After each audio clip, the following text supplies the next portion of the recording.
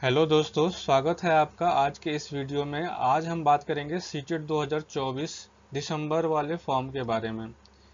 तो इस वीडियो में हम पूरी जानकारी लेकर आए हैं कि कैसे फॉर्म भरना है। आपको इस वीडियो को पूरा देखना है ताकि आप जो फॉर्म भरिएगा उसमें किसी भी प्रकार का आपको दिक्कत नहीं हो, आपकी गलती नहीं हो और आप अच्छे से फॉर्म भर दें और एग्ज़ाम दे दें। ठीक है, तो चलिए स्टार्ट करते हैं आज का वीडियो। सबसे पहली बात है कि जो एग्ज़ाम का जो एप्लीकेशन फॉर्म है वो स्टार्ट हो गया है और ये 17 सितंबर से जो है स्टार्ट हो गया है फिल करना, और ये 16 अक्टूबर तक फिल किया जाएगा। लास्ट डेट ऑफ सबमिशन जो है वो आपको 16/10 को है। Last date of fee submission जो है वो भी आपको 16/10 को है, यानी कि 16 अक्टूबर को है। याद रखिएगा एग्ज़ाम का जो डेट है वो 15 दिसंबर है। 15 दिसंबर एग्ज़ाम का डेट है। 15 दिसंबर एग्ज़ाम का डेट है। और अगर संख्या ज़्यादा हुई, यानी कि विद्यार्थियों की संख्या अगर ज़्यादा हुई, तो आयोग के द्वारा बोला गया है कि 14 तारीख को यानी कि 14 दिसंबर को भी एग्ज़ाम जो है वो कराया जा सकता है। तो दोनों दिन संभावित है। हालांकि अगर संख्या ज़्यादा हुई तो 14 को भी कराया जा सकता है। और याद रखिएगा कि ये जो एग्ज़ाम है वो आपको ऑफलाइन होगा, यानी कि ऑफलाइन होगा ओएमआर सीट पे। ओएमआर सीट पे होगा। इसके पहले जो एग्ज़ाम होते थे वो आपको ऑनलाइन होते थे, लेकिन ये एग्ज़ाम जो है आपको ऑफलाइन होगा। तो चलिए आगे देखते हैं क्या इंफॉर्मेशन है। एग्ज़ाम और डेट और टाइम के बारे में हमने बता दिया कि एग्ज़ाम का जो डेट है वो 15 दिसंबर को निर्धारित किया गया है। इसमें आपको जो सीटेट का एग्ज़ाम होता है, सेंट्रल टीचर एलिजिबिलिटी टेस्ट, उसमें दो पेपर होते हैं, पेपर 1 और पेपर 2। तो पेपर वन जो है वो आपको इवनिंग में है, जिसका टाइम है 2:30 से 2:30 से और 5 बजे तक। ये आपको 2:30 से 5 बजे तक इसका एग्ज़ाम जो होता है वो 2 घंटे 30 मिनट होता है। 2 घंटे 30 मिनट यानी कि 2.5 घंटे का पेपर होता है आपको। पेपर 2 जो है वो आपको 9:30 से है, और ये 7:30 से एंट्री होना शुरू हो जाएगा, यानी कि 7:30 से एंट्री जो है वो होना शुरू हो जाएगा। और ये पेपर आपको 12 बजे तक चलेगा, पेपर 2। याद रखिएगा पेपर 2 जो है वो सुबह में है, पेपर 1 जो है वो आपको इवनिंग में है। ठीक है, इसके बाद हम बात करते हैं कि अप्लाई कैसे करें। तो आपको सिंपली क्या करना है, जिन जिन अभ्यर्थियों के पास अपना संसाधन है, उनके पास अपना लैपटॉप है, तो उनको क्या करना है, seated.nic.in पे जाना है और यहाँ पे आपको अप्लाई ऑनलाइन पे क्लिक कर देना है। ऑफिशियल वेबसाइट है, वहाँ पे जाना है और ऑनलाइन एप्लीकेशन पे क्लिक करना है। उसके बाद से जो जो इन्फॉर्मेशन पूछा जाएगा वो सब आपको फिल करना है और फॉर्म को एक बार रिव्यू करके सबमिट करके पेमेंट करना है, और उसके बाद से आपका फॉर्म जो है वो सबमिट हो जाएगा। उसका प्रिंट आउट रख लेना है। ठीक है, तो ये हम जान गए कि कैसे अप्लाई करना है। और ये डेट देख लीजिए, 16 अक्टूबर तक लास्ट डेट है। ठीक है, इसके बाद हम बात करते हैं एग्ज़ाम फ़ी के बारे में। एग्ज़ाम फ़ी के बारे में, तो अगर आप जनरल हैं, ईडब्ल्यूएस हैं, ओबीसी हैं, तो आपको पेपर वन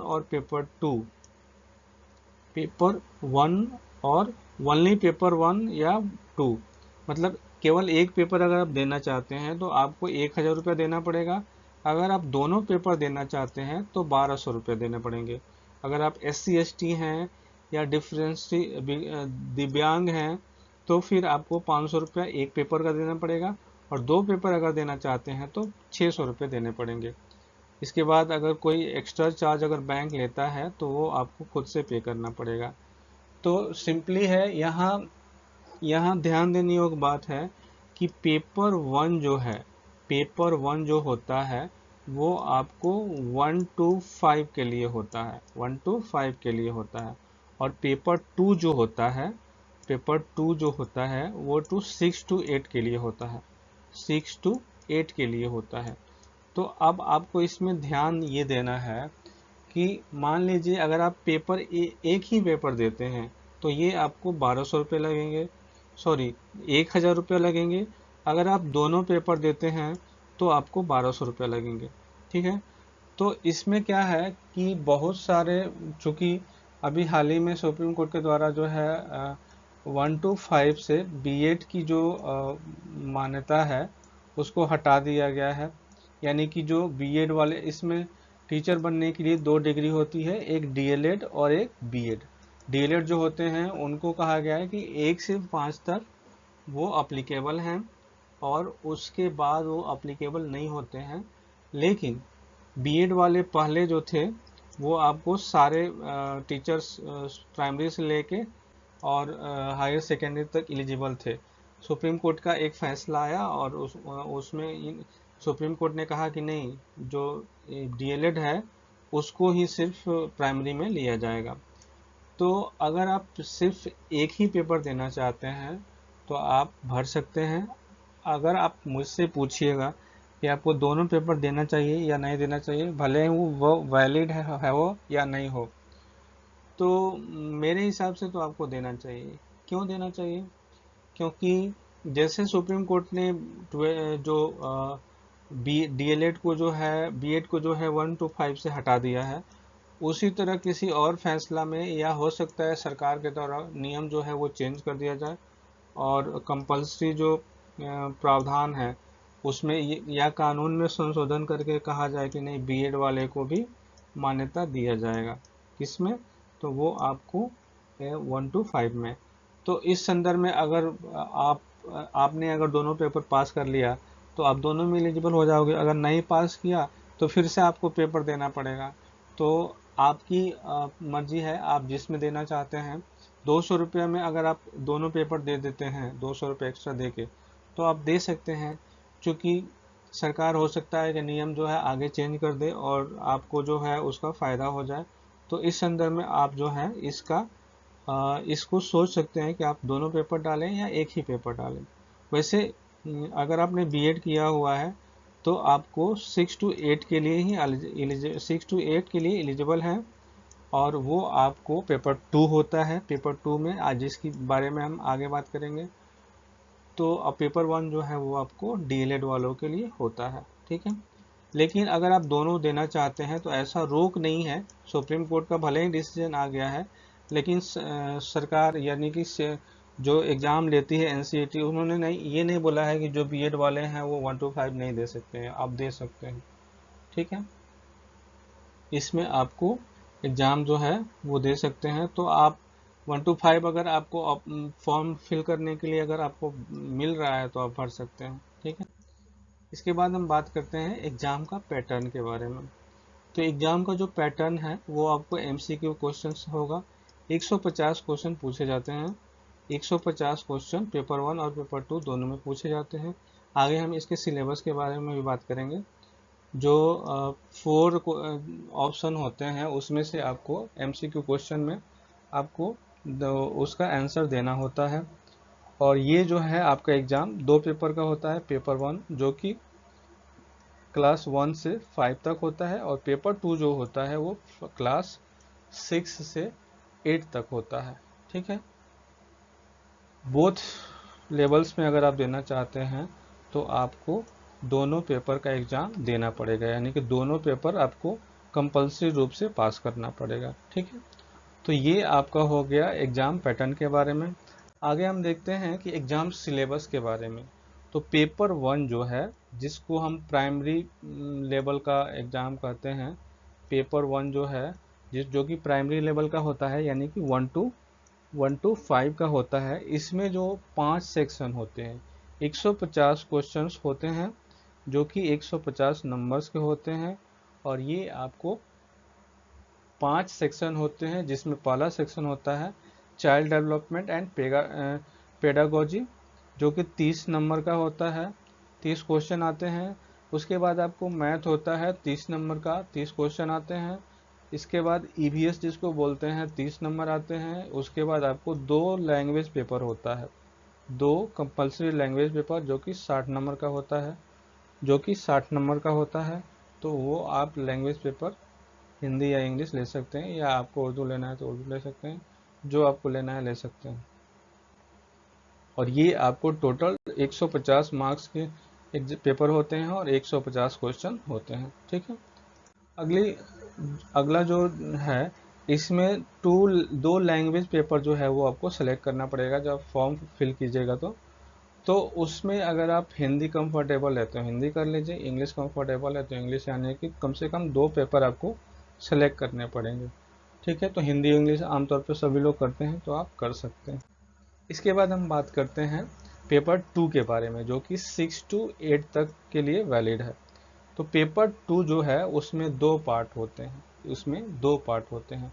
एग्ज़ाम जो होता है वो 2 घंटे 30 मिनट का होता है और इसमें 2 पार्ट होते हैं। चूँकि पेपर 2 यानी कि 6 to 8 में जो है साइंस एक हो जाता है, साइंस और मैथ एक पार्ट हो जाता है, साइंस और मैथ, और एक पार्ट जो होता है वो आपको सोशल साइंस या सोशल स्टडी जो होता है वो होता है।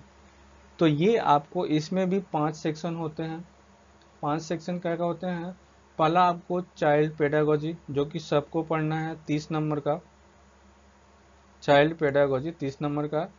इसमें आपको, अगर आप मैथ से हैं, अगर आपने मैथ से ग्रेजुएशन किया है या मैथ इंटर किया हुआ है, मैथ से आपने बीएड किया हुआ है, तो फिर आप मैथ और साइंस के टीचर बन सकते हैं। तो जो मैथ सब्जेक्ट्स लिए होंगे उनके लिए 60 नंबर का मैथ्स और साइंस पूछा जाएगा। ठीक है। अगर कोई सोशल स्टडी लिया हुआ है तो 60 नंबर का साइंस पूछा जाएगा। कॉमर्स वाले भी सोशल स्टडी में आते हैं। ठीक है। उसके बाद लैंग्वेज पेपर आता है, तो इसमें भी 30-30 नंबर यानी कि 60 नंबर का लैंग्वेज और 60 नंबर का आपका मेन सब्जेक्ट और 30 नंबर का जो है वो चाइल्ड पेडागोजी हो गया। ठीक है। और ये आपको 150 क्वेश्चंस होते हैं, 150 नंबर्स के एग्ज़ाम आपको देने पड़ते हैं। और इसमें से आपको पास होने के लिए 60% लाना अनिवार्य है अगर आप जनरल कैंडिडेट हैं। किसी किसी रिजर्वेशन वाले कैंडिडेट को 55 तक का परसेंटेज लाना पड़ता है, तो वो पासिंग मार्क्स होता है। ये आपको सिर्फ पासिंग मार्क्स है, ताकि ये आप एलिजिबिलिटी टेस्ट होता है, तो इसमें कोई आपको मार्क्स कम ज़्यादा आ जाए। सिर्फ अगर आप 150 में 60 नंबर, सॉरी 90 नंबर लाते हैं, यानी कि 60% का रेशियो क्रॉस करते हैं, तो फिर आप एलिजिबल हो जाते हैं एग्ज़ाम को, जॉब के लिए अप्लाई करने के लिए। अब बात करते हैं, इसमें भी 2 पेपर होता है लैंग्वेज का। तो इसमें भी जो पेपर आपको लेना है, ये आपको टोटल पेपर होते हैं 20, जो कि यहाँ दिया हुआ है। तो ये आप इसमें से सेलेक्ट कर सकते हैं कि कौन सा पेपर हमको लेना है। वहाँ आप फॉर्म भरिएगा तो कोड दिया होता है, सेलेक्ट कर लीजिए और फिर वो आपका पेपर हो जाएगा। ठीक है।